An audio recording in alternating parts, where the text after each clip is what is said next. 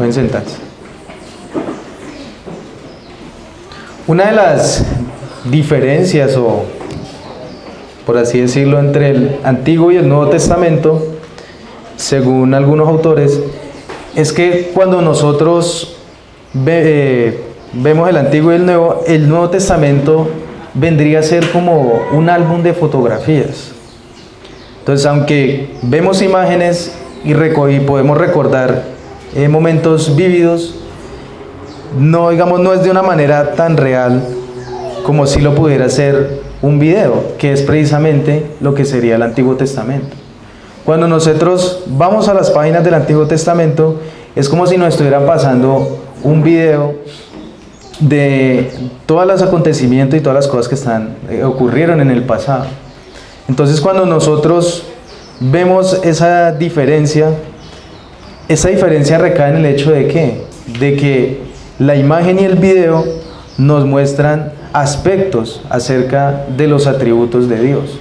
Entonces, la naturaleza de Dios en el Antiguo Testamento es vista de una manera vívida, fluida, y a veces se logra ver algunos detalles un poco de formas más claras o un poco más reales, por así decirlo. Pero cuando vamos al Nuevo Testamento, vemos son como imágenes, o sea, aspectos de aquí y allá, como tiras uniendo una misma sección, pero a veces perdemos un poco, por así decirlo, la vividez de los acontecimientos. No que uno sea menos que el otro, obviamente no, sino que es un complemento de la gran historia de redención que nos relata las Escrituras. Y hemos estado observando y viendo ese contraste entre Ruth y Jonás, porque unos podrían decir, bueno, pues estuvimos estudiando Ruth y ahora Jonás, ¿qué tiene que ver? O sea, ¿cuál es la principal, por así decirlo, semejanza que hay entre estos dos libros? Pues, aunque Jonás es un libro que está entre los profetas menores, el género literario de Jonás es narrativo, por muy paradójico que suene. Un libro profético, pero narrativo. Bueno, eso es lo que nos muestra el libro de Jonás. ¿Y en qué manera se conecta con Ruth? Porque pudiéramos estar como, bueno, estudiamos algo acerca de una época de la historia de Israel y ahora pasamos bruscamente a otra historia. Pero vamos a ver que hay una conexión. ¿Por qué? Porque el Antiguo Testamento siempre nos está contando una historia acerca de cómo Dios salva a su pueblo, la historia de redención. Entonces, cualquier parte que tomemos del Antiguo Testamento siempre nos va a llevar a un momento en el cual Dios estaba obrando para mostrar y revelar cada vez aspectos más claros de la redención que Él iba a hacer en Cristo Jesús. Y lo que vamos a ver no solamente hoy, sino en los próximos domingos, si el Señor nos lo permite, es ver aspectos de esta narrativa del libro de Jonás que nos recuerdan y nos apuntan hacia Cristo. Entonces, ¿qué sucede con el libro de Jonás? Y aquí no quiero arruinar la infancia de muchos hermanos que posiblemente fueron criados desde pequeños en cuna cristiana. Y es que el libro de Jonás generalmente es asociado a la historia del gran pez. Entonces nosotros siempre que asociamos Jonás, lo asociamos con una ballena o con un gran pez. Ayer se estaba hablando de eso. Dijo, no, es que es la ballena. Entonces decía, no, pero es que nosotros vamos al texto original. Ahí no está hablando de ninguna ballena. Incluso algunos dicen que puede ser hasta un tiburón gigante, que el viento de un tiburón puede servir para alojar a una persona, como lo describe el libro de Jonás. Entonces, bueno, sea lo que sea, lo que quiero mostrar es que la gente se centra en un gran pez y en Jonás siendo devorado, que realmente el gran mensaje que está por detrás de este libro profético. Entonces la gente pierde la atención en un aspecto, en una pequeña pieza de rompecabezas y olvida toda la imagen que está siendo narrada en el libro. Y es que es interesante porque en esa narrativa, en lo que se está contando en esta profecía, nosotros vamos a observar que los personajes que están aquí son algo como locos, y hasta paradójicos, son contradictorios, porque nos muestra un profeta que es una persona que pertenece al pacto, que es un ciudadano del reino de Dios en la época de los reyes, y también era, por así decirlo, un hebreo, un judío, pues en los términos más actuales, pero es un hombre que es desobediente. O sea, un hombre del pacto que debería ser obediente es desobediente. Nos muestra unos paganos marineros, unos paganos ninivitas, que uno asociaría más bien a que son unos terribles despiadados que jamás tendrán oportunidad de arrepentirse. Pero el libro nos muestra que se arrepiente. Entonces todo está como de cabeza en el libro, y eso vamos a ver inclusive desde el primer momento, desde el versículo 1, ya la historia está patas arriba, por ponerlo en esa expresión. Entonces todo está muy trastornado, ¿no? Todo está muy revolcado, pero eso es lo que pretende este libro, ¿no? Algunos autores asocian que este tipo de narrativa podría estar asociado a lo que se denomina como sátira. Entonces utiliza personajes que son comunes para la época y lo que hace es ironizar la vida de ellos y de alguna manera como hacer bromas y hacer como ridiculizar de alguna manera aspectos de la vida de estos personajes. Porque lo que se pretende hacer es realmente mostrar eso, ¿no? Mostrar ese carácter, esas acciones que ellos toman. Y escuchaba esos 2 días, ¿no? Que leyendo una persona que es autoriana en el Antiguo Testamento, que él decía que, o sea, el hecho de que exista como esta cuestión de humor, de ironía, pues nos haría pensar, no, la Biblia es un libro muy serio, ¿no? Y es así, pero también utiliza elementos de humor que hasta veces son cómicos, porque vamos a ver que en la narrativa, cuando lleguemos a ese punto, que incluso hasta las vacas se arrepienten cuando Jonás predica a Nínive. Entonces, dentro de todo lo que vamos a ver en este libro, vamos a ir poco a poco cómo se va a ir revelando el tema principal de Jonás, porque es en el capítulo 4 donde vamos a ver realmente de qué trata específicamente este libro, y se van a entender mejor todas las acciones y todo lo que Jonás va a mostrársenos hoy, que él hace especialmente el huir de la presencia de Jehová. Entonces, el libro de Jonás es relevante, es importante para el día de hoy, porque esta historia no nos está contando ni nos está mostrando una profecía, no nos está revelando una profecía de Dios, no nos está contando las palabras de Dios para el pueblo de Israel, sino nos está contando la historia de un profeta. Entonces lo que más se quiere ver hoy y lo que más Dios quiere mostrar en esta mañana y en la serie de estos sermones es la vida de un profeta. ¿Y por qué? Porque en este profeta nosotros nos vamos a ver retratados. Jonás va a ser como un espejo en el cual el pueblo de Dios puede mirarse y puede ver que hay cosas que son semejantes. Quizás nosotros podríamos ser muy rápidos para apuntar a Jonás y decir, uy, ese Jonás tan desobediente, yo sería incapaz de hacer eso. Pero vamos a ver que lejos de eso, nosotros quizás somos hasta semejantes o peores que Jonás. Entonces, en este primer capítulo, vamos a ver varios aspectos que van a ser importantes también y relevantes para el día de hoy, sobre todo ese tema del día de hoy, que tiene que ver más y está centrado en la reacción de Dios a la desobediencia de Jonás. El tema de hoy va a girar en torno a eso, en la desobediencia de Jonás y cómo Dios reacciona, cómo Dios va a intervenir en esa desobediencia y cómo va a orquestar todo para que Jonás vuelva a aquello que él le dice en el versículo 1. Entonces vamos a ver cómo se desarrolla esta historia y ver cómo Dios da una orden, Jonás desobedece, luego cómo Dios interviene para que él regrese a lo que él le había dado, y al final del capítulo vamos a ver un desenlace tremendo en el cual se muestra y se despliega de una forma tremenda la gracia de Dios aún sobre un hijo suyo que es desobediente. Entonces, en ese primer versículo leemos lo siguiente, es decir, ahí está el texto. El versículo 1 al 3 nos dice lo siguiente: vino palabra de Jehová a Jonás, hijo de Amitai, diciendo, levántate y ve a Nínive, aquella gran ciudad, y pregona contra ella, porque ha subido su maldad delante de mí.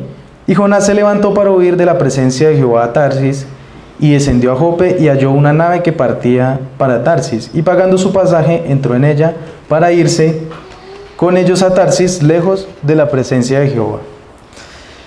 Y el primer dato interesante aquí, y que podría ser hasta significativo, es que el nombre de Jonás significa paloma, y Amitai significa verdad, o algo en lo que es digno de confiar. Entonces mire que el nombre de él es como paloma, hijo hijo de la verdad, o hijo de lo que es de confiar.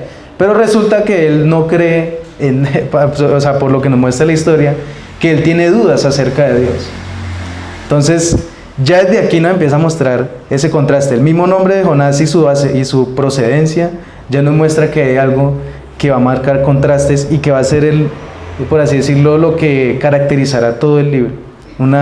Un relieve de muchos contrastes. ¿Y quién es este profeta Jonás? Por cómo Jonás entra en la historia y de dónde viene esta persona. Se nos dice en la Biblia que Jonás profetizó en los días de Jeroboam II. Y aquí todos podrían decir, bueno, ¿quién es ese señor? ¿Sí? De pronto hemos estado poco expuestos a la historia de Israel, pero Jeroboam fue un rey que gobernó en la época de los reinos divididos en el reino del norte.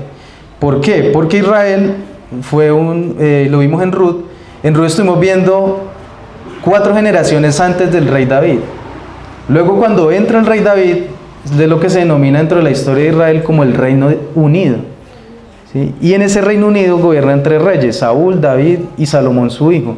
Solamente que a partir de la desobediencia de Salomón, el reino se divide y Dios entrega una parte del reino a una familia, a la familia de Jeroboam, y en la casa de Judá queda en manos de la descendencia de Salomón a través de su hijo Roboam. Entonces, esas 2 dinastías, esas 2 casas gobernantes se dividen y empiezan a gobernar por aparte. Entonces el reino queda dividido por la mitad, y después del establecimiento de este reino dividido, para el tiempo de Jeroboam II habían pasado aproximadamente 150 años. Entonces es en ese momento que entra Jonás, y hasta ese momento lo único que leemos en las páginas de la Biblia es que Israel era cada vez más desobediente. Incluso si ustedes leen en las páginas de Reyes, van a encontrar que una de la descripción de Jeroboam, que fue el primer rey de Israel, que en el reino dividido, se dice después, y no hubo quien hiciera tanto mal como Jeroboam. O sea, Jeroboam es un marco de referencia para los posteriores reyes que fueron nefastos. Inclusive estaba viendo estos días una imagen muy curiosa de la cronología de los reyes, y colocaban como una imagen en colores. Entonces, más rojo era malo y más verde era bueno, y había un contraste de colores. Y uno miraba los colores de los reyes de Israel y todo era naranja o rojo. Entonces, ninguno de los reyes de Israel fue bueno, todos fueron perversos. Todos lo que hicieron desde Jeroboam fue llevar al pueblo a la idolatría, llevar al pueblo a alejarse de Dios, a abandonar el pacto. Y entonces en el tiempo de Jeroboam, pues las cosas no eran nada diferentes. Ya el pueblo han pasado 150 años de estar en la idolatría, de estar cada vez más abandonando al Señor, y casi que en el pueblo, en esa época se está viviendo lo que hoy se vive con el catolicismo romano. La gente dice, no, yo creo en Dios, sí, claro, yo creo en Dios, pero el fin de semana están en rumbas, están borrachos. Entonces, algo parecido estaba pasando en aquella época. Había simplemente una religiosidad, pero de corazón nadie creía en Dios. Y uno diría, uy, eso me hace recordar una ciudad por allá en el Tolima, la capital. Algo parecido a nuestra época, ¿cierto? Entonces, esa época donde Jonás interviene en la historia. Jeroboam II, un rey despiadado, un rey malo, y que realmente incluso se nos cuenta que Jonás también, él profetiza de que a favor de este rey Jeroboam, de que ellos iban a conquistar unos territorios en el norte, que inclusive son reinos que están en los límites con Asiria. Y es ahí donde entra esta gran ciudad, porque Nínive era la capital del imperio asirio, de uno de los principales imperios de aquella época. Era como hoy en día estar hablando de Nueva York, Washington, Londres. O sea, era una ciudad gigante, una ciudad tremenda, cosmopolita, moderna. Y a esas ciudades que Dios está mandando a Jonás a profetizar. Entonces, en el pasado había habido muchos conflictos entre Israel y Asiria por esos dominios de territorio. Entonces, Israel en la época de Salomón, los territorios de Salomón llegaron casi que más allá de las fronteras y conquistaron territorios de lo que antiguamente eran de los asirios, probablemente. Cuando los asirios fueron expandiendo también sus terrenos, también fueron colonizando esas tierras y quitándole territorio a Israel. Y entonces en esas guerras se generó quizás ese conflicto que había entre esas dos naciones. Por eso probablemente entendamos esa reacción de Jonás, pero en el capítulo 4 se nos va a explicar un poco mejor esa reacción. Pero volviendo a nuestra historia, ¿qué es lo que también quiero mostrar? Y quiero que nos muestre también esta historia, que antes de la llegada de Jonás, Dios ya había mandado aproximadamente unos 8 o 9 profetas llamando a Israel al arrepentimiento. Les había, por su misericordia, enviado a estos hombres de Dios para que ellos se arrepintieran de sus pecados, y siempre lo mismo: vuélvanse a Dios, vuélvanse a Dios. Y siempre les advertía: ustedes han pecado delante de mí, ustedes han abandonado el pacto, ustedes están adorando otros dioses. Y siempre a través de los profetas les decía: vuélvanse a Dios de corazón, vuélvanse a mí. Y Dios siempre les estaba dando chances a ellos. Entonces, es aquí donde entra el profeta Jonás. Un conflicto entre el reino del norte y los asirios, donde era casi que prácticamente eran enemigos mortales por todos esos conflictos que han habido durante todos esos tiempos. Es un pueblo que está sumido en la idolatría, en la rebeldía, en la desobediencia, y están cada vez alejándose más, y ahí incluso están en un punto crítico, porque si nosotros avanzamos un poco más en la historia, vamos a darnos cuenta de que simplemente de la época de Jeroboam hasta cuando los asirios destruyen todo el reino de Israel, pasan aproximadamente unos 80, 90 años. Entonces, mire que Dios está enviando al profeta Jonás unas décadas antes de que esos asirios de los cuales Jonás predica vengan y destruyan todo el reino del norte y solamente quede el reino del sur. Entonces, el inicio del libro incluso es bien particular, como ya lo había dicho. Si nosotros leemos otras introducciones de otros libros proféticos, siempre dicen cosas como: visión del profeta tal, Jehová ha dicho así contra la tierra de Jerusalén, o contra Edom, o contra el reino de Judá, y empieza a decir lo que Dios le había dicho. Entonces dice Jehová en aquel tiempo, pero en el libro de Jonás no aparece así. Simplemente es Dios hablando y diciéndole: levántate, ve a Nínive, aquella gran ciudad, y pregona contra ella, porque su maldad ha subido delante de mí. Entonces, aquí Dios habla a Jonás, y no se ve a Jonás hablando palabras de Dios. Es Dios quien está dirigiéndose a Jonás. Y la orden, la comisión, el mandato, la palabra del Señor era la siguiente: levántate y ve a Nínive, aquella gran ciudad, y pregona contra ella, porque ha subido su maldad delante de mí. Entonces, Jonás tenía que ir a predicar a aquella gran ciudad, aquella capital del imperio, y se nos muestra que este pueblo era un pueblo despiadado. Incluso por los registros históricos se sabe que Asiria, cuando conquistaba una ciudad, ellos mataban prácticamente a todo el pueblo, o sea, a todas las personas. Ellos no tenían misericordia de nadie, eran muy despiadados, eran como un martillo que machaca. Ellos no tenían misericordia de nada. Incluso hasta ellos decapitaban y mataban personas en plaza pública. Las cabezas las colocaban como adornos en la entrada de una ciudad para mostrar lo crueles que eran. Y entonces, aunque en circunstancias anteriores Jonás había estado predicándoles a favor de Israel, a favor de este rey Jeroboam II, ahora Dios le mandaba a que predicara a los enemigos. Entonces, primero ha predicado de que Dios iba a digamos, por así decirlo, a ejercer su poderío sobre los ninivitas, sobre los asirios. Entonces que los iba a destruir, que los iba a minimizar. Pero ahora le estaba mandando que se arrepintieran, o sea, que les pregonara su mensaje, para que ellos fueran advertidos de que si no Incluso en el mensaje es curioso, ¿no? Porque ahí no se les dice que se arrepientan, simplemente el mensaje era, cuando lo estemos estudiando, Jonás le dice a ellos, en 40 días Nínive será destruida. Entonces ni siquiera chance de decir arrepientan porque Dios va a venir aquí a destruirlo, no siempre dice eso, en 40 días Nínive será destruida. Eso es lo que Jonás hace. Entonces, la historia continúa y se nos dice que Jehová hizo caso, que Jonás hizo caso, o sea, él simplemente obedece la primera parte, levantarse, pero luego él se va en dirección opuesta. Cuando dice ahí la expresión que él desciende a Jope y hay un barco que va para Tarsis, es prácticamente la dirección opuesta. Es como si Dios le hubiera dicho a Jonás, hablando en términos colombianos, ve y pregona a Espinal, y él dice, no, pues sí, yo me voy, pero me voy es para Buenaventura. ¿Sí? Entonces, cuando vemos Jonás en un carro casi que llegando a Buenaventura, donde le pasan todas las circunstancias, pero Dios le había dicho que fuera en la dirección opuesta. Entonces es prácticamente eso lo que está ocurriendo. Tarsis es como la expresión o lo que quiere mostrar es que él iba en una dirección totalmente opuesta a la que Dios le había dicho. Entonces, ahora en lugar de obedecer las palabras de Dios, Jonás huye muy lejos.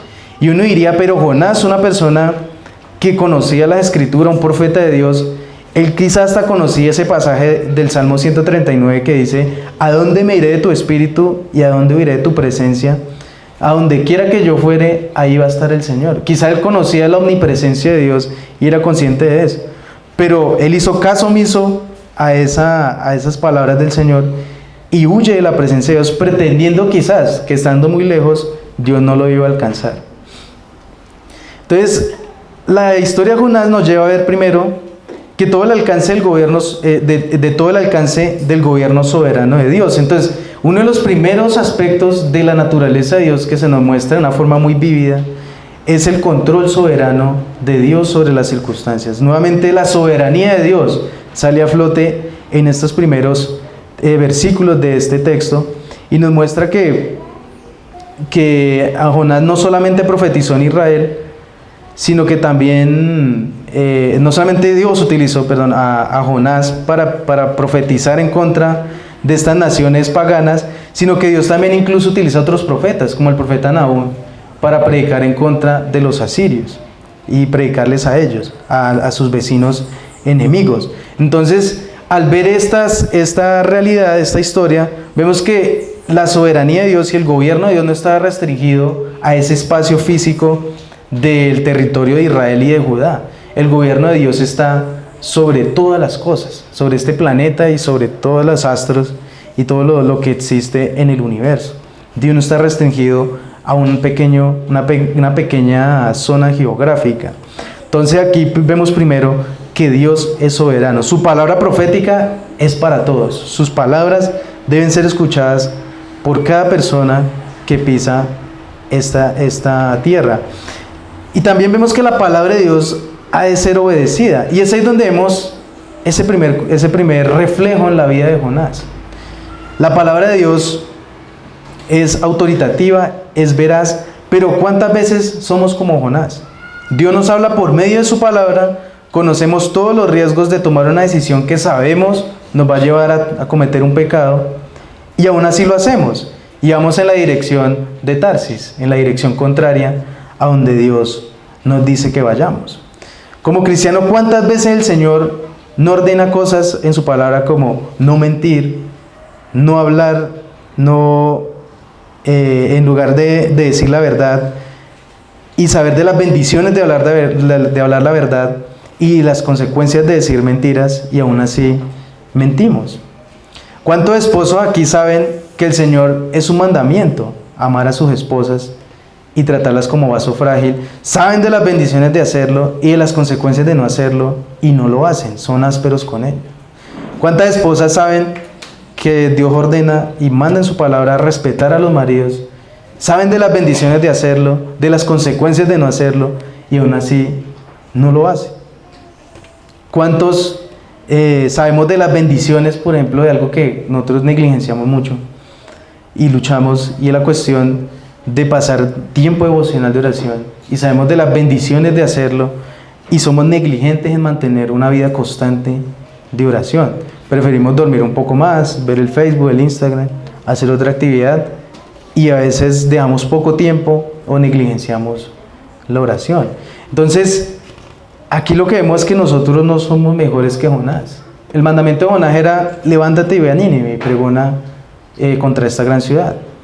Dios nos ha dado muchos más mandamientos y nos ha mostrado las bendiciones de obedecer su palabra. Pero ¿cuántas veces somos como Jonás y preferimos ir en la dirección contraria?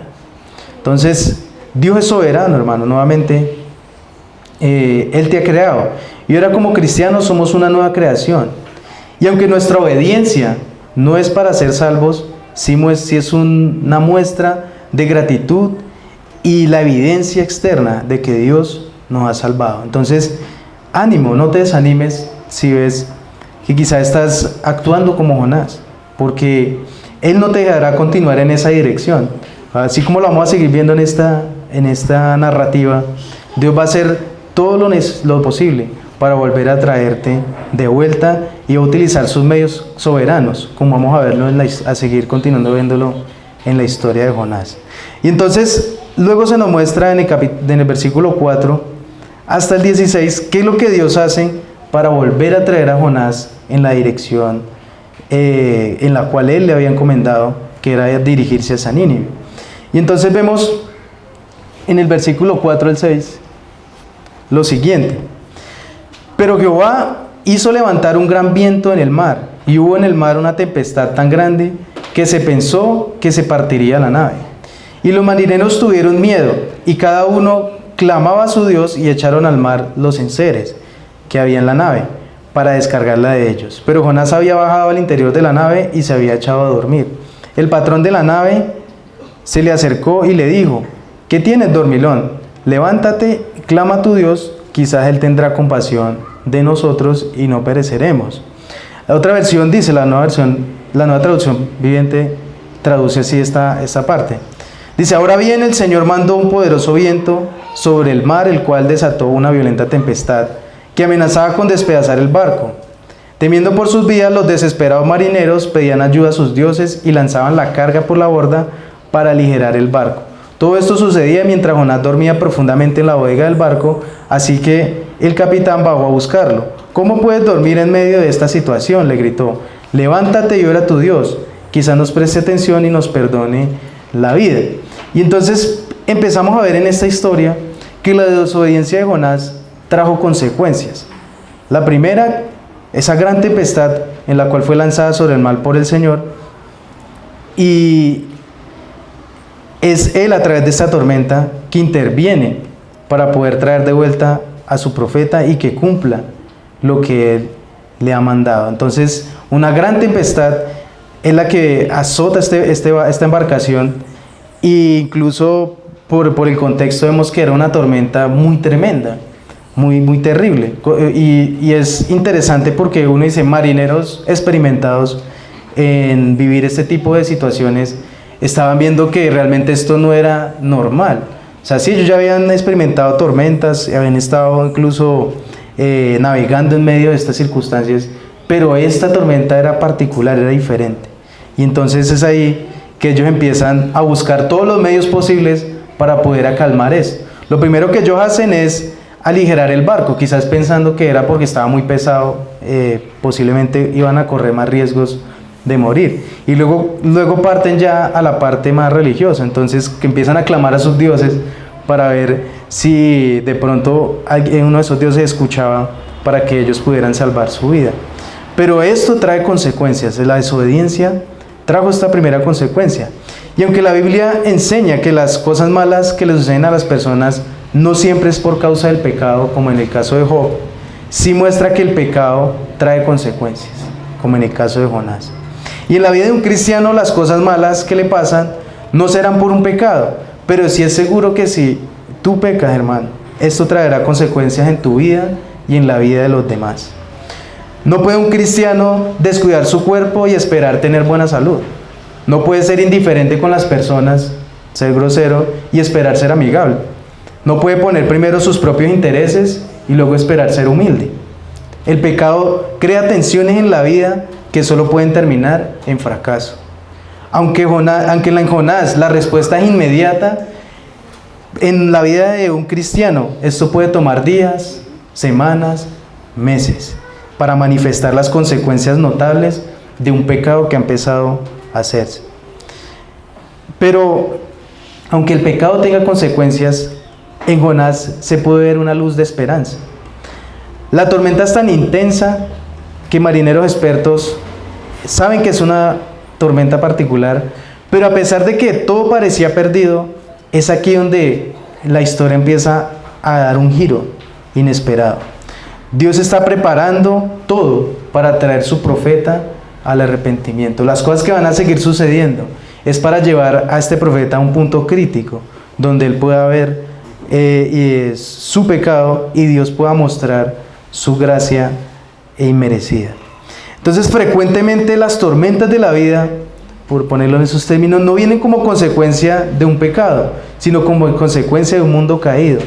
Y cuando las tormentas vienen, sea por el pecado o no, los cristianos tenemos la promesa de que Dios usará todo esto para nuestro bien. Esto no es una licencia para pecar. No es que, vamos a pecar para que Dios sea gracioso con nosotros, como bien nos lo enseña Pablo en Romanos 6. La gracia no es una licencia para pecar, sino que aún a pesar de nuestra condición caída de muchas veces cometer pecados delante de Dios, esto sirve para humillar nuestros corazones, por cuanto aún haciendo mal, Dios es bueno con nosotros. Entonces, más que ser una licencia para pecar, es mostrar cuán aún el pecado es una realidad en nuestros corazones y cuánto más debemos depender de Dios y vivir anclados a Él, unidos a Él, dependiendo totalmente de Él. ¿Cuántas veces consecuencias de nuestro pecado resultaron en herramientas en las manos de Dios para mostrar su misericordia y llevar una relación más cercana con el Señor? Medita, hermano, por un momento las veces que, a pesar de tu desobediencia, el Señor encaminó todas estas cosas, todas estas consecuencias para mostrar bondad y misericordia en tu vida. Pero aún así debemos tratar esto con cuidado, porque la intención de Dios nunca fue un mundo caído, nunca fue un mundo lleno de pecado, sino todo lo contrario. Fue un mundo en el cual se reflejara afuera su santidad, su gloria, su majestad, y que pudiéramos vivir de tal manera que siempre viviéramos dándole gloria. Esta situación que vivimos hoy en día es algo anormal, pero en Jesucristo las cosas empiezan a dar ese giro para llevarnos nuevamente a esa condición inicial que Dios ha prometido. Pero además de esto hay algo interesante en la historia. Todo esto sucedía mientras Jonás dormía profundamente en la bodega del barco. Así que el capitán va a buscarlo y le dice: ¿cómo puedes dormir en medio de esta situación? Levántate, ora a tu Dios, quizás nos preste atención y perdone la vida. La situación aquí es hasta cómica.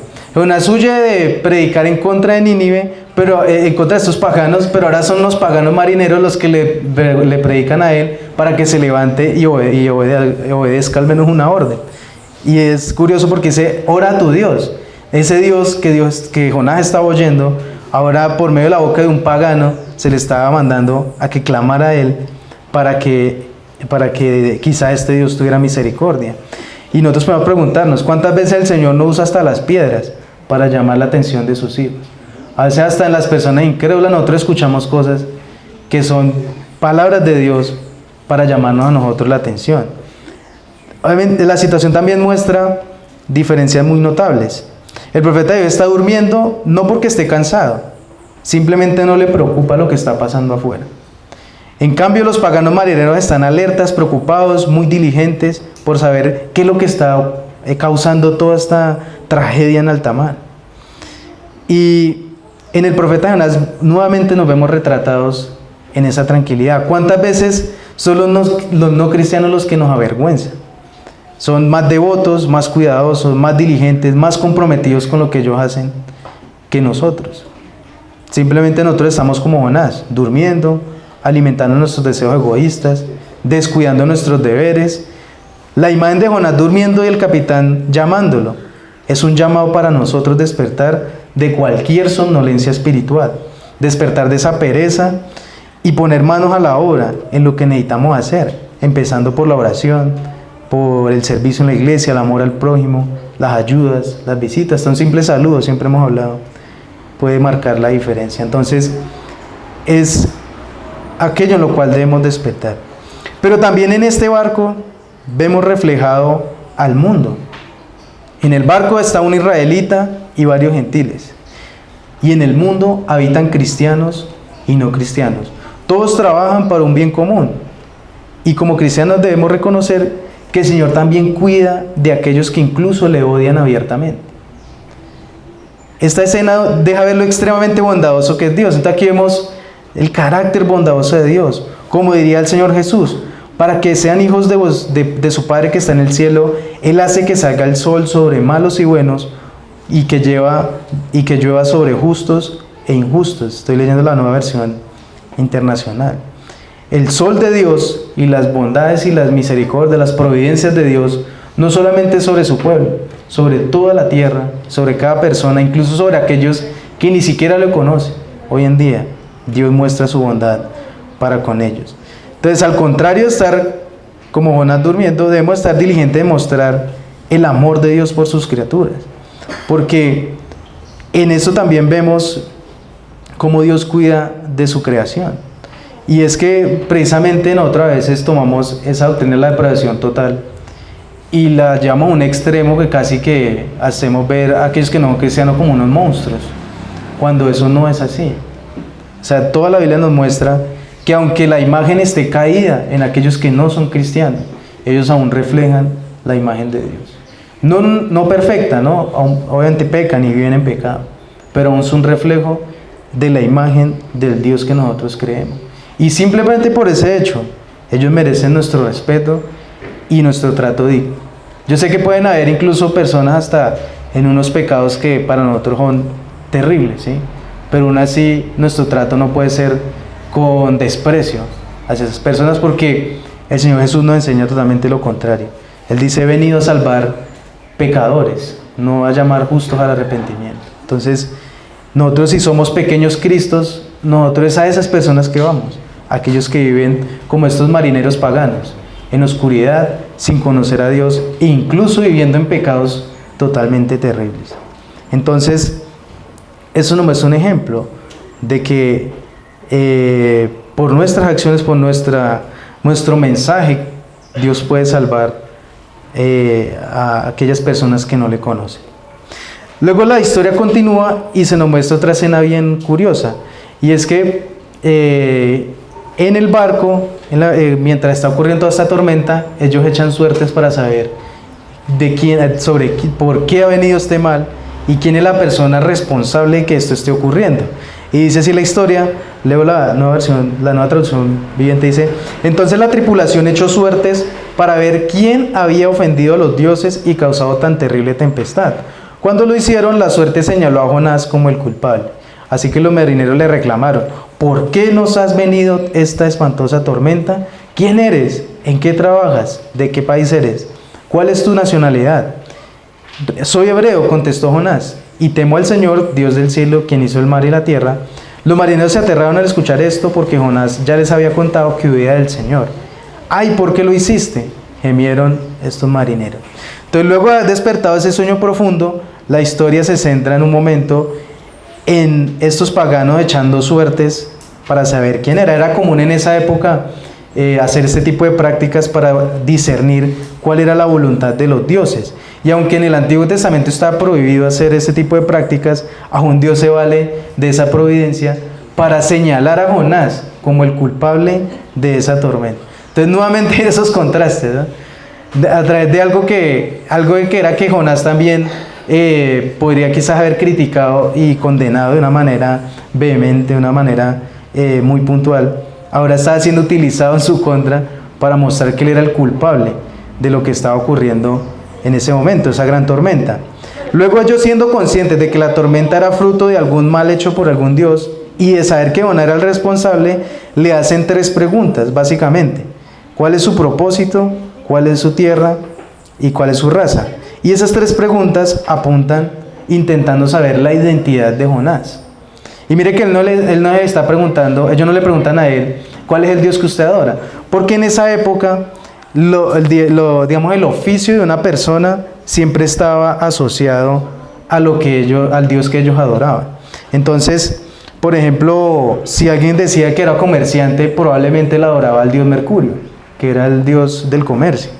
Si alguien decía que era pescador, probablemente decía Poseidón, otra deidad de los mares, y ellos ya sabían que si era pescador adoraba a este tipo de dioses. Si alguien decía que era agricultor, posiblemente estaba orando a Afrodita o Astoret, que eran las diosas de la fertilidad. Entonces, lo que la gente hacía generalmente era asociado con lo que ellos creían. Y aunque la respuesta de Jonás parece piadosa, soy hebreo y temo al Dios que creó el cielo y de la tierra, el mar y todo lo que en ellos hay, vamos a ver que en realidad lo que se ve aquí es que si analizamos desde el principio, él viene desobedeciendo a Dios, luego se duerme porque no le importa nada lo que está pasando, y entonces su respuesta más bien parece es una arrogante identidad religiosa. O sea, lo que le está intentando marcar es que él sí es un verdadero ser espiritual. O sea, él realmente sí adora al Dios verdadero, y él es en el pueblo que realmente es pueblo, los demás no valen nada. Él presente lo que le está diciendo. Entonces, y podamos, digamos, traducir esa expresión a lo que hoy en día diría un legalista. Yo soy cristiano desde la cuna y soy reformado desde pequeño y llevo no sé cuánto en la fe.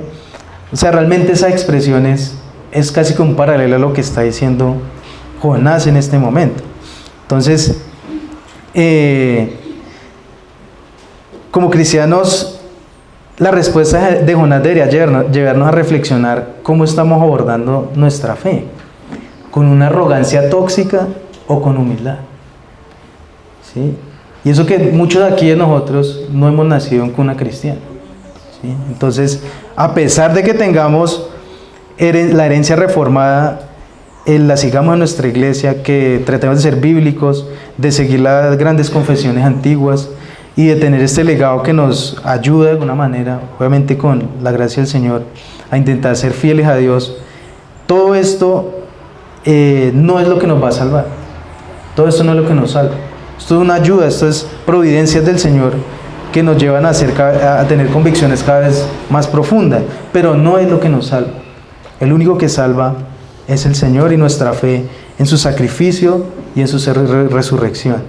Entonces, nuevamente vemos que en este evento azaroso, ¿no?, en echar las suertes, nuevamente llama nuestra atención, mostrando el carácter de Dios soberano. Nuevamente Dios utiliza algo que parece ordinario y de uso común en aquella época para mostrar que es Él quien está por detrás de esos eventos que están pasando. Entonces vemos aquí nuevamente el carácter. Dios gobierna todo. A Dios no se le escapa nada de su alcance y de su sabiduría. Todo, hasta, como dice el Señor Jesucristo, hasta los cabellos de su cabeza están contados. Entonces esto debe mostrarnos nuevamente aquel Dios al que estamos adorando. O sea, no estamos creyendo en cualquier tipo de Dios. Esto no es Alá, ni Buda, ni Zoroastro. Esto es el Dios de las Escrituras. Un Dios soberano, que incluso su poder y su alcance está por encima de nuestra imaginación.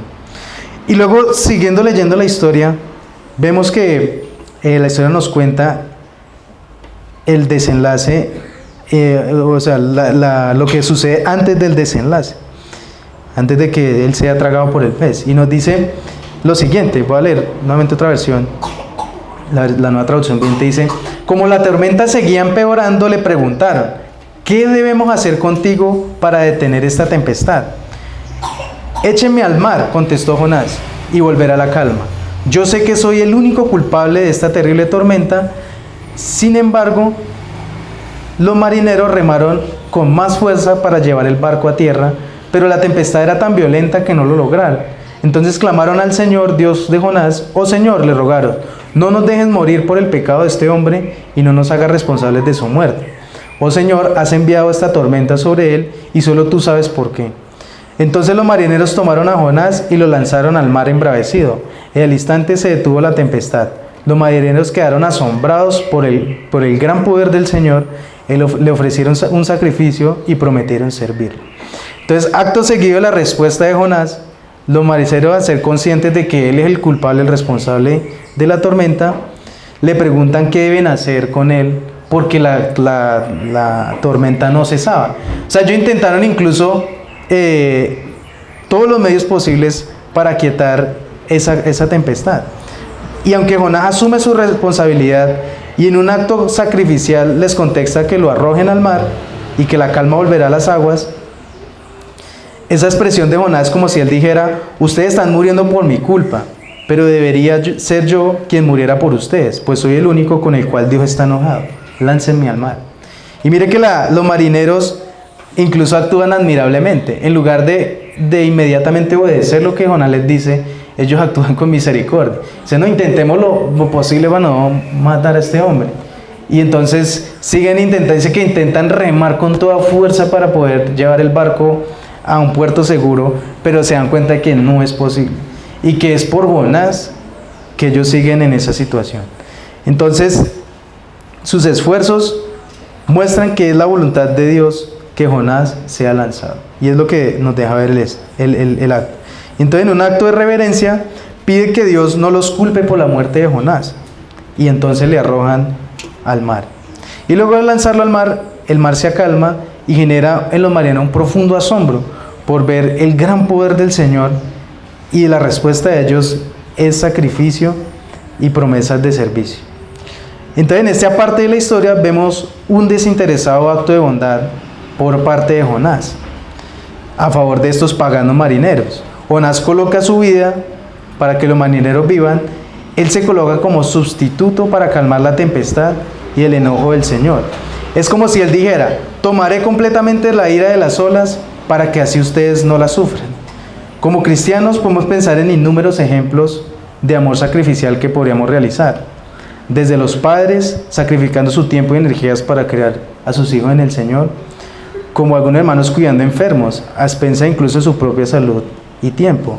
En los actos de amor desinteresado, colocamos los intereses de los demás antes de los nuestros y oramos, en este caso, algo parecido a lo de Jonás. Pero aquí hay un acto de amor y hay un aspecto que nos recuerda un acto de amor mucho más perfecto y mucho más completo y sacrificial, y es el sacrificio sustitutivo de Cristo. Dios dice en Mateo 12:39,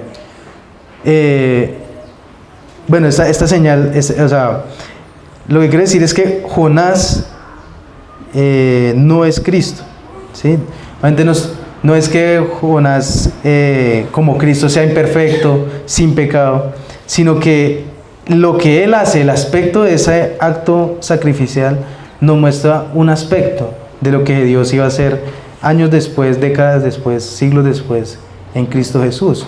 Incluso es algo que el Señor menciona en Mateo 12:39. Solo una generación maligna y adúltera exigirá una señal milagrosa, pero la única que les daré será la señal del profeta Jonás. Y más adelante dice que uno mayor que Jonás está entre ustedes. Entonces, aunque Jonás no es Jesús, sí nos muestra ese aspecto sacrificial, el amor de Dios por su pueblo. Un pueblo que aún sería conformado por gente de toda tribu, lengua, raza y nación. En Jonás, su sacrificio calmó las aguas y llevó a los paganos marineros a adorar a Dios. En Cristo, su sacrificio calmó la ira de Dios y presenta a su pueblo puro y sin mancha delante de Dios. Pues él mismo dijo en Marcos 10:45, porque el Hijo del Hombre no vino para ser servido, sino para servir y dar su vida en rescate de muchos. Con su sacrificio en la cruz, Cristo nos mostró el verdadero amor, aquel que es sacrificial e incondicional. Y esto para ti, amado hermano, es de grande consuelo, porque a pesar de en Jonás ver que quizás hay pecados en nuestras vidas, y que esto nos recuerda que aún no somos perfectos delante de Dios, al recordar el acto sacrificial de Cristo que en unos minutos vamos a estar nuevamente conmemorando y recordando, es por la justicia de Cristo que nosotros pertenecemos al pueblo de Dios.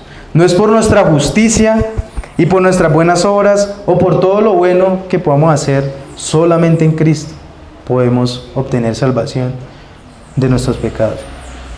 Entonces Jonás finalmente es arrojado del mar, y hasta aquí parece que la historia tiene un final trágico. La escena es aún hasta dramática. Es un hombre descendiendo por las aguas, casi que muriendo. Pero allí es donde la historia nuevamente toma ese giro inesperado, y es lo que nos dice el último versículo de Jonás. Pero Jehová tenía preparado un gran pez que tragase a Jonás, y estuvo Jonás en el vientre del pez 3 días y 3 noches. Dice la versión, la Nueva Traducción Viviente: entre tanto, el Señor había provisto que un gran pez se tragara a Jonás, y Jonás estuvo dentro del pez durante 3 días y 3 noches. Mire que no dice aquí la ballena, ni Moby Dick. Bueno, podemos imaginarnos aquí una gran cantidad de peces, pero no está hablando nada de eso. Y mire que la historia no se centra en un pez, ni en una ballena. La historia se centra en un Dios soberano y gracioso, bondadoso, misericordioso, y en un hombre que, aunque pertenecía al pacto, era desobediente. Eso es lo que nos está mostrando este primer capítulo. Y a pesar de que él es desobediente y de que quizás merecía morir bajo las aguas, Dios es tan misericordioso que providencia este pez para que lo salve y pueda 3 días y 3 noches estar en el vientre de él, para luego lanzarlo otra vez a tierra para que él cumpla lo que Dios le ha enviado. Este verso comienza con una frase que demuestra la soberanía, el control de Dios sobre toda situación. Primero él manda a Jonás, envía una tormenta ante su desobediencia, utiliza el azar para llevarlo a una situación crítica. Esto es arrojarlo al mar, y ahora envía un gran pez para que lo trague y salve su vida. Pues ya en el mar no había esperanza, ¿sí? Si no moría ahogado, se lo iba a tragar algún animal, un monstruo marino. O sea, Jonás no tenía esperanza. Por eso, aunque es un medio extraño de salvar, Dios utiliza este medio para salvar a Jonás. Es cuando rechazamos y desobedecemos a Dios, como lo hizo Jonás, que se necesita, dice un teólogo cristiano, un tratamiento radical si se quiere remediar. El texto señala, dice un autor cristiano, que representando a Jonás como descendiendo. Dios siempre está mostrando a Jonás descendiendo. Primero descendiendo a Jopa, luego descendiendo dentro de un barco, luego descendiendo a las profundidades del barco, y ahora está descendiendo a las profundidades del océano. O sea, él siempre va en una línea descendente, siempre va cada vez peor. Pero no fue hasta que estuvo completamente abajo, finalmente despojado de su propia autosuficiencia, que fue posible su liberación. Había un defecto fatal en el carácter de Jonás, y había permanecido oculto mientras él vivía. Bien, fue solo a través del fracaso completo que pudo comenzar a verlo y cambiarlo. Y en la Biblia podemos encontrar varios casos en los cuales Dios utiliza esas situaciones críticas para que estas personas puedan ver esas fallas en su carácter, y ellos puedan utilizar estas situaciones para poder remediarlo. Y un ejemplo muy tremendo es el del apóstol Pedro. Vemos que él está muy valentón y muy animado, y dice: aunque todos te negaren, yo no te negaré. Pero Jesús le dice: te digo que a esta misma hora, el día de mañana, ya me habrás negado 3 veces. Y entonces él dice: no, yo nunca lo voy a negar. Y después pasa lo que ocurre, y nos cuenta los evangelios. El apóstol Pedro niega al Señor Jesús. Pero esta historia que nos muestra que Pedro, en ese momento que él dice esas palabras, no había visto su arrogancia y su falsa confianza en sí mismo. No fue sino hasta que pecó y negó al Señor de una manera tan descarada que Dios le mostró a él esas fallas en su carácter. Y así muchas veces como cristianos necesitamos esas situaciones radicales para poder ver pecados que nos son ocultos. Es en medio de una enfermedad, de una crisis financiera, una crisis familiar, una crisis conyugal, que Dios muestra esos pecados que ahora quizás no somos capaces de ver. El Señor, en su bondad, aunque ese momento sea difícil, se vale de esas dificultades para mostrar lo malo que aún hay en nuestros corazones, y nos muestra el camino por su gracia para cambiarlo. Entonces esto nos lleva a recordar nuevamente las palabras de Jesús y complementar el acto sacrificial de Jonás. Ahí al final, cuando dice que él estuvo 3 días y 3 noches en el vientre del gran pez. Esta frase fue la que el Señor usó para mostrar que esa sería la señal en su época. Un pueblo incrédulo, un pueblo desobediente, un pueblo que era solamente religioso, pero su corazón estaba apartado de Dios. Él les dice que la única señal que les va a dar es la que del profeta Jonás, que él iba a morir en una cruz, iba a ser sacrificado, y al tercer día él iba a resucitar. Ese era el gran milagro que Dios iba a mostrar en días posteriores al haber dicho estas expresiones acerca de su muerte y de su resurrección. Entonces, esta imagen de Jonás casi que en esa tumba acuática, y luego al tercer día siendo vomitado, como dice la expresión, siendo expulsado del pez, también nos recuerda esa muerte y esa resurrección del Señor Jesucristo. Así que vemos nuevamente el soberano Dios obrando de formas que no son incomprensibles, salvando pecadores por medio del sacrificio de su Hijo, regenerando corazones y justificándolos en Cristo.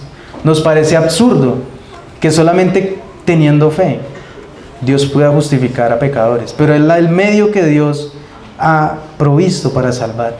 Así como pareciera casi que inimaginable que un hombre sobreviva en el vientre de un pez, así también nos parece inimaginable que, ¿cómo así que Dios no nos pide que hagamos nada para ser salvos?